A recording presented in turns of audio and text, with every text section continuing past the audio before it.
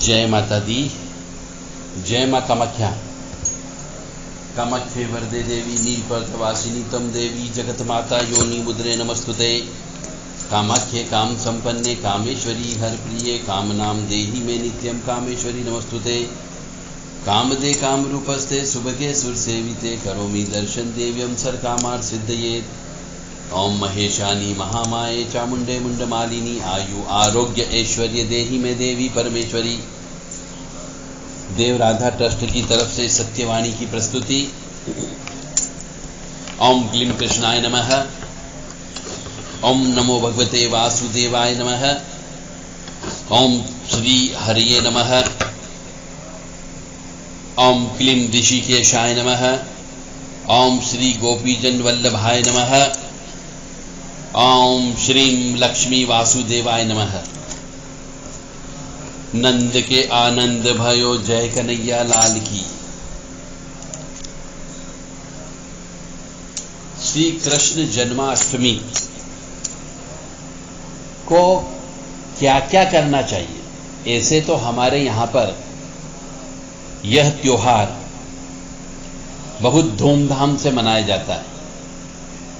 हमारी पुरानी परंपरा है, परिपाटी है, मान्यता है, कुछ रीति रिवाज है, कुछ प्रथाएं हैं, सबको मालूम है।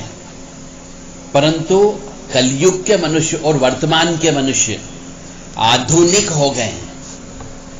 उनने बड़ी बड़ी डिग्रियां ले ली है, पढ़ लिख गए हैं, तो वह आजकल ईश्वर की तरफ ध्यान कम देने लगे हैं। तो उन कुछ लोगों ने परंपराओं को मानना बंद कर दिया, प्रथाओं को मानना बंद कर दिया। इसलिए हमें यह बताने के लिए, आपको ज्ञान कराने के लिए कि श्री कृष्ण जन्माष्टमी के दिन क्या क्या करना चाहिए और क्या क्या नहीं करना चाहिए। सभी को मालूम है कि श्री भगवान कृष्ण का जन्म भाद्रपद की अष्टमी तिथि को रोहिणी नक्षत्र में हुआ था और रात्रि का समय था, द्वापर युग था। और श्री कृष्ण का जन्म जो है श्री हरि विष्णु का 8वां अवतार था।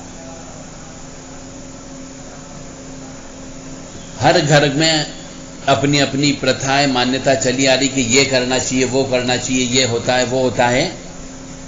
फिर भी कुछ ज्ञान हो सकता है छूट गया हो, या आप यदि श्री कृष्ण जी को अपना इष्ट मानते हो, ठाकुर जी को इष्ट मानते हो, द्वारकाधीश को इष्ट मानते हो, तो आपको क्या क्या करना चाहिए। हमारे हिंदू सनातन धर्म के अनुसार बहुत सारे घरों में ठाकुर जी की प्रतिमा होती है। कुछ लोग श्री राधा कृष्ण जी को पूजते हैं और कुछ मनुष्य छोटे ठाकुर जी की पूजा करते हैं जो बाल रूप में। परंतु सबका पूजा करने का तरीका अलग अलग होता है।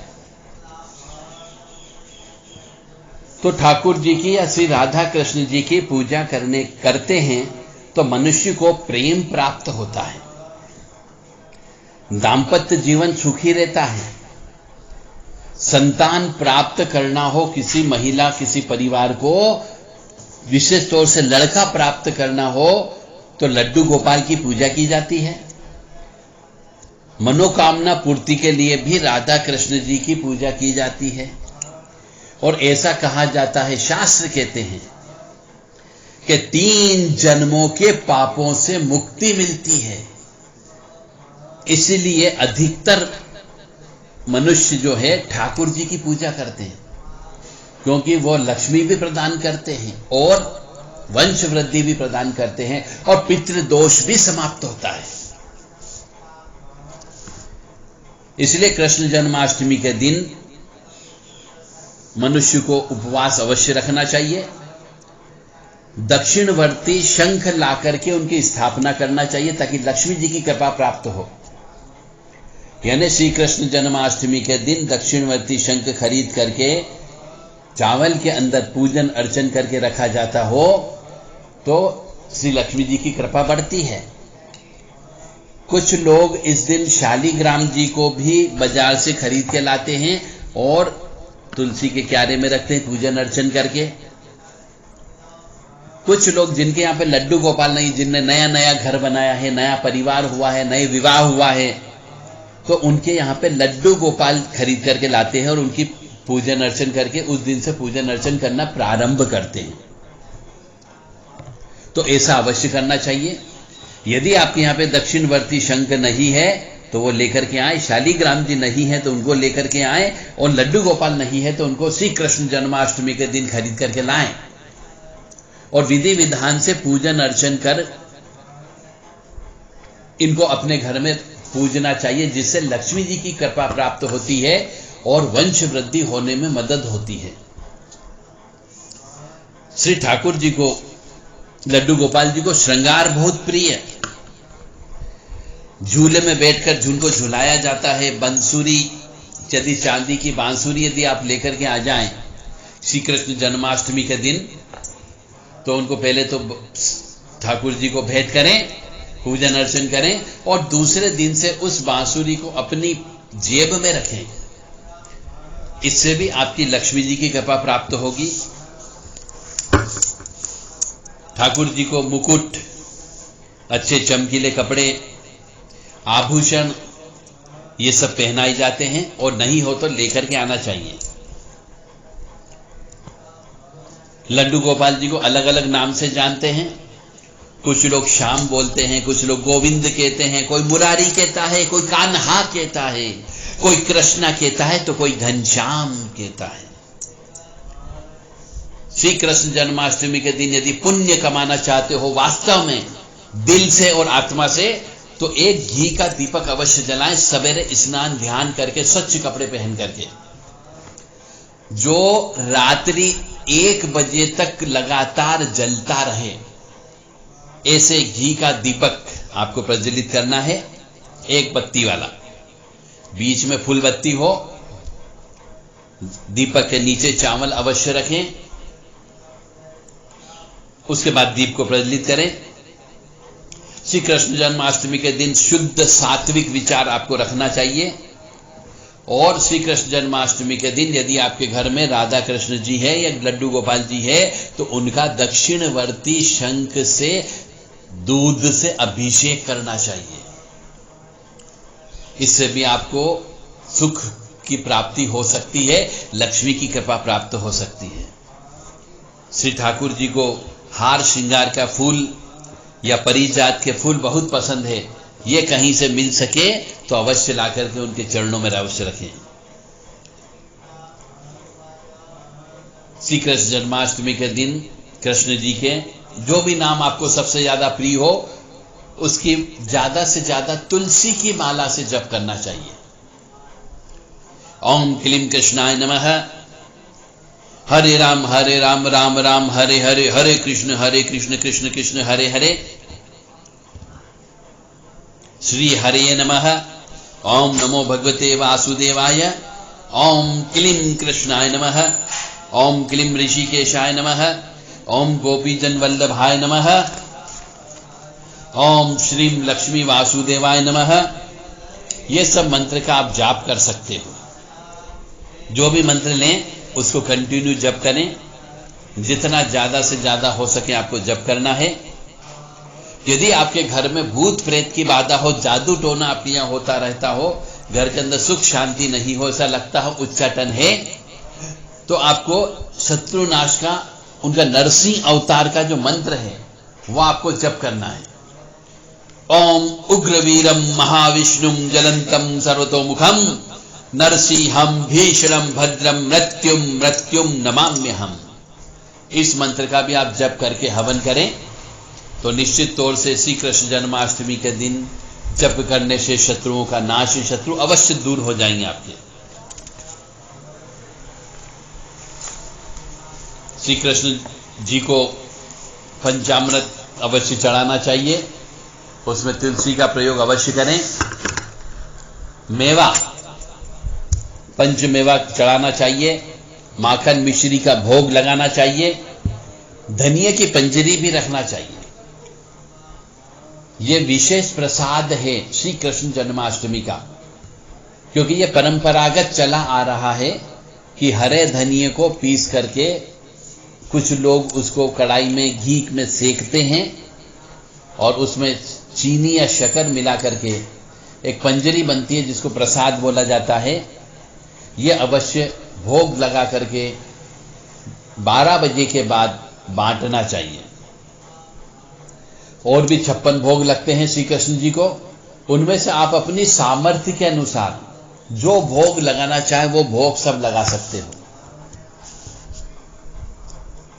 गाय को रोटी अवश्य देना चाहिए। इस दिन गाय को मारना नहीं चाहिए, गाय को भरपेट चारा खिलाना चाहिए। प्रत्येक मनुष्य को व्रत उपवास रखना चाहिए, फलाहार ग्रहण करना चाहिए। वंदरवार आम के पेड़ के पत्तों की लगाना चाहिए। यदि आम के पत्ते उपलब्ध न हो तो अशोक के वृक्ष के पत्तों की भी लगाई जा सकती है। जन्म होने के बाद मध्य रात्रि में पूजन अर्चन कर श्री लड्डू गोपाल जी का शंख से दूध डाल करके अभिषेक करने के बाद पूजा आरती कर आप अपने व्रत को विराम दे सकते हैं। तो इस दिन जो है श्री कृष्ण जन्माष्टमी के दिन विशेष तौर से गाय को मारना नहीं चाहिए, पेड़ पौधे को नहीं काटना चाहिए, किसी से झगड़ा नहीं करना चाहिए, घर में क्लेश नहीं करना चाहिए, अशांति नहीं करना चाहिए, तुलसी के पत्ते नहीं तोड़ना चाहिए, भोजन अन्न का सेवन नहीं करना चाहिए, मांस शराब का सेवन नहीं करना चाहिए, ब्रह्मचर्य व्रत का पालन करना चाहिए और एक दिन पहले से ही ये सब काम करना है। आपको एक दिन पहले से स्त्री से दूर रहना है, सहवास संभोग बिल्कुल भी नहीं करना है, क्योंकि यह महारात्रि कहलाती है और कृष्ण का अर्थ है परमानंद की ओर आकर्षित करने वाले, इसलिए श्री कृष्ण नाम है। कृष्ण शब्द का ही अर्थ है परमानंद की ओर आकर्षित करने वाले। तो जो उनकी भक्ति करता है वह मनुष्य हमेशा आनंद के भी ऊपर परमानंद होता है, उसकी प्राप्ति होती है। मंदिरों में मनुष्यों को अनाज दान करना चाहिए, फल दान करना चाहिए, ताकि पुण्य की प्राप्ति हो सके। महाअष्टमी यानी कृष्ण जन्माष्टमी का जो दिन होता है यह महाव्रत कहलाता है। इसलिए एक दिन पहले कृष्ण जन्माष्टमी के दिन और नवमी के दिन सवेरे व्रत को खोलना चाहिए, पारायण करना चाहिए। इससे भौतिक सुख, आध्यात्मिक सुख, परलौकिक सुख, तीनों सुख की प्राप्ति होगी। नंद के आनंद भयो जय कन्हैया लाल की, नंद के आनंद भयो जय कन्हैया लाल की। ये नाम लेकर के, ये बोल करके झूले को झुलाना चाहिए। हमारे यहाँ परंपरा है, ये रीति रिवाज भी है। सभी मंदिरों में करीब करीब जहां पे ठाकुर जी के मंदिर हैं झूला बनाया जाता है, झूले को सजाया जाता है, उसमें लड्डू गोपाल जी को रखा जाता है और पूरे दिन भर और रात तक उनको झूला झुलाया जाता है। और श्री कृष्ण जन्माष्टमी की रात को भजन कीर्तन करना चाहिए। मनुष्य को कम से कम सोना चाहिए। और जिस घर के अंदर गंदगी हो यानी मासिक धर्म से युक्त स्त्री हो, उस दिन कृष्ण जन्माष्टमी के दिन रजस्वला से हो या महावारी से युक्त हो तो उस स्त्री को कोई भी पूजा पाठ में शामिल नहीं होना है, किसी प्रकार का भोजन नहीं बनाना है, अन्यथा आपके यहाँ पे दरिद्रता का वास होगा ही होगा। ठाकुर जी की अकृपा अवश्य प्राप्त होगी, बीमारी भी आ सकती है। इसलिए पूजा पाठ से बिल्कुल दूर रहें। जब तक आपके स्त्री के 7 दिन पूरे न हो जाए, 8वें दिन सिर धोकर के ही वो मंदिर में जाए, अन्यथा उसको मंदिर नहीं जाना है कृष्ण जन्माष्टमी के दिन। हमारी बहुत सी माता बहनें शुद्ध होने के बाद 5वें 6ठे दिन से मंदिर जाना चालू कर देती है और फिर कहती कि हमें बीमारी लग गई, हमारे यहाँ दरिद्रता है, हम तो मंदिर में जाते हैं, पूजन अर्चन करते हैं, पर ठाकुर जी हमारी कुछ भी नहीं सुन रहे हैं। तो जो नियम है शास्त्र सम्मत कि एक स्त्री पूजा करने योग्य 7 दिन के बाद 8वें दिन सिर धो करके ही बनती है, इस नियम का कड़ाई से पालन करें।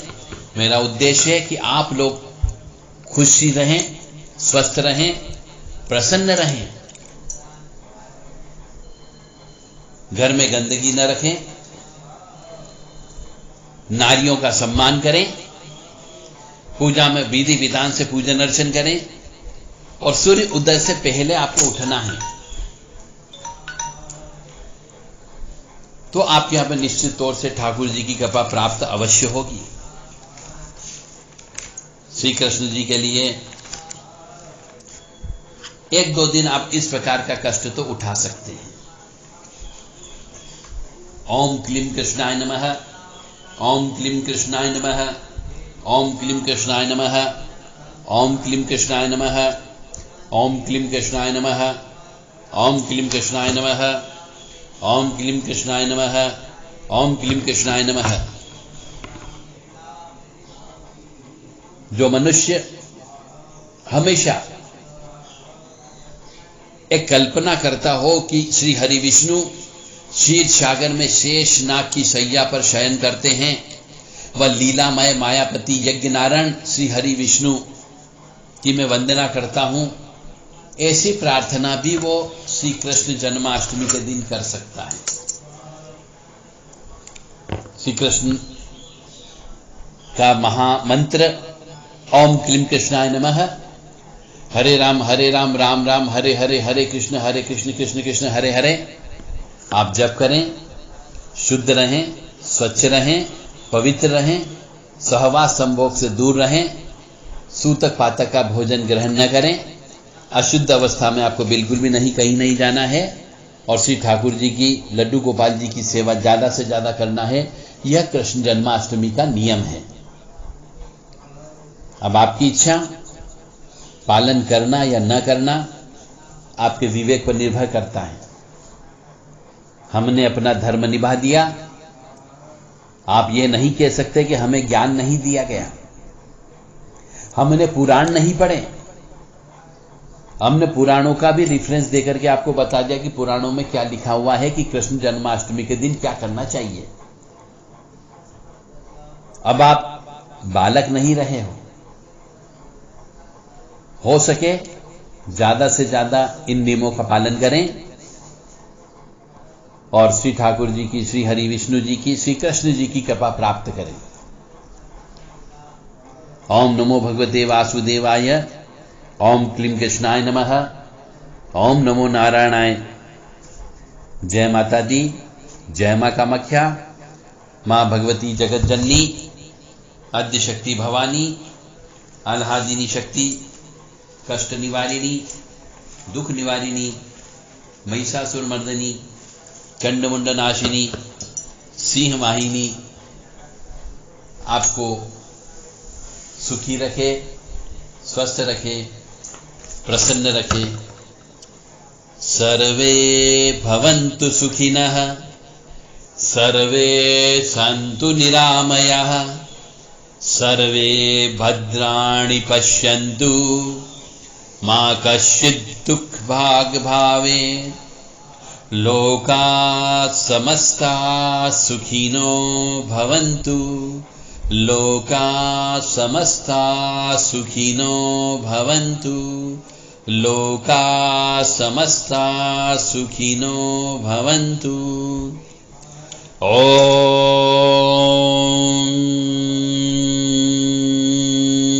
शांति शांति शांति।